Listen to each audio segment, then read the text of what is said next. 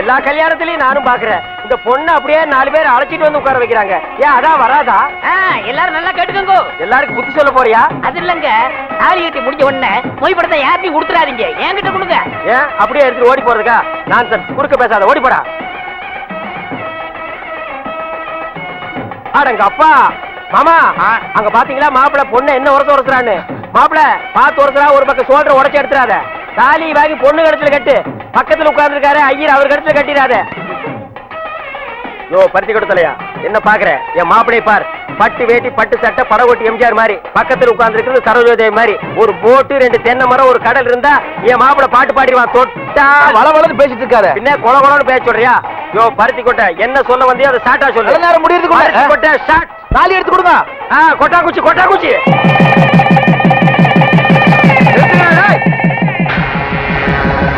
மாப்பிள்ள நான் இங்க இருக்கேன், அங்க எவன்டா துணை மாப்பிள்ள உட்கார்ந்து இருக்கிறான்? திருட்டு கல்யாணமா பண்றீங்க?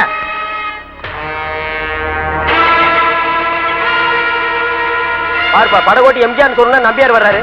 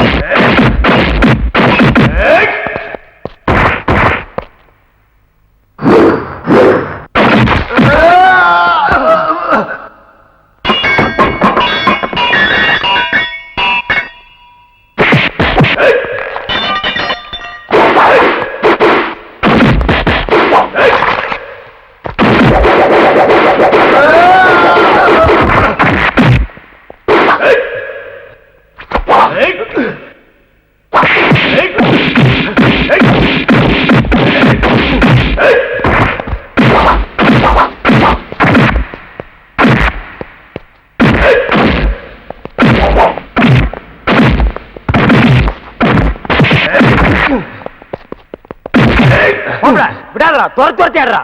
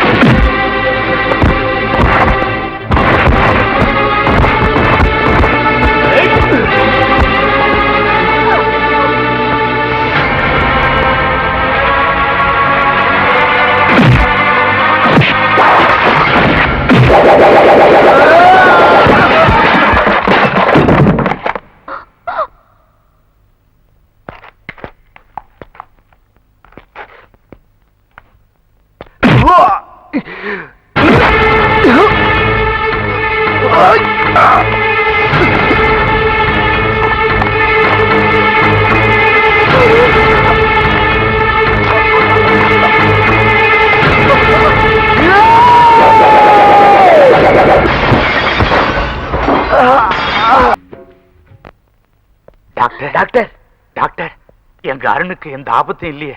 அருணோட ஆபரேஷன் சக்சஸ் ஆச்சு. அவர் உயிருக்கு எந்த ஆபத்தும் இல்லை. இப்ப தாயா எங்களுக்கு உசுரே திரும்பி வந்திருக்கு. இந்த சந்தோஷமான செய்திய முதல்ல பூங்கொடி கிட்ட தான் சொல்லணும். ஆமா. கொஞ்சம் வரீங்களா ப்ளீஸ்?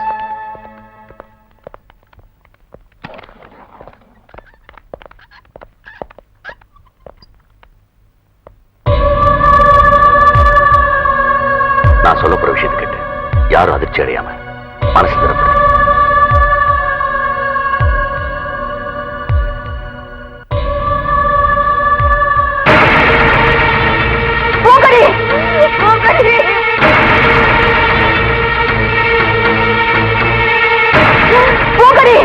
என்னையா என்னையா என் பேத்தியை ஏன் படுக்க வச்சிருக்கீங்க?